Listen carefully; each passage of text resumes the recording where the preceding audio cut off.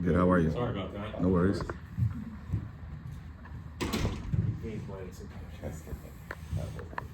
Well, I know everything was moving 100 miles a minute for you over these last 4 weeks. Did you get a chance, over the bye week to be able to kind of unplug a little bit, but also maybe take a look at things and in a way that could maybe you could retool things a little bit? I did. We as a staff got together kind of before, even right at the beginning of the week, got together some things we've done. We were to evaluate some positive and some negative and really assess that going forward. So we had some good time to spend there. Is there time left in the season to, I'm not saying make massive changes, but make, whether it's subtle changes or dramatic changes to what you guys do offensively? Yeah, there's always time, but you have to be respectful for the players, and then what we put on their plates, because what we do, we expect to execute it, and we have to practice it, and that has to carry over the game. So wholesale changes, no, not this time.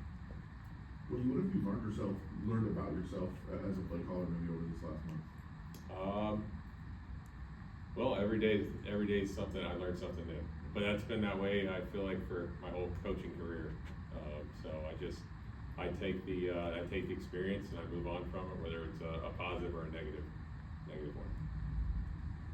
What is the key to finding consistency? It seems like you have good drives, good plays, different times of the game going really well, and other times it's not, I guess. So what is the key to just finding that balance of the game and just sustaining it? Execution, relying on the things we do well.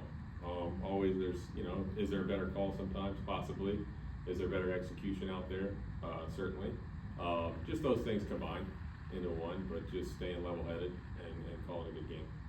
When you look at the Vikings defense on film, Hunter, he kind of jumps off on the film. How much, does an impact does he have on that Vikings defense, and how can you kind of limit him? Yeah, he's a great player. Like I've told you guys before, there's one every week. So and them as a whole, as a football team, they're a very good football team.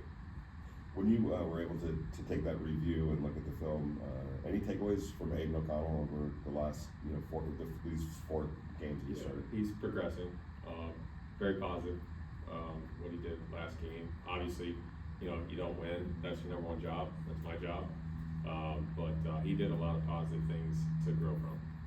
What are some things that you've noticed within the relationship on and off the field that he has, Aiden, with Devontae Adams? Yeah, I think they communicate well. He does a good job of communicating with all his teammates. He's been like that since he came here, and he's very grateful for his opportunity, and he's trying to make the best of it. You talk about every team having at least one guy that's gonna wreck your day sometimes if you're allowed to.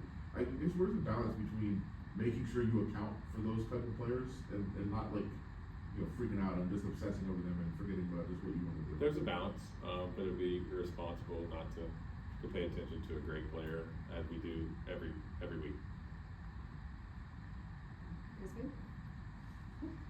Thanks, Coach. Thank you. Sorry about that again. No worries.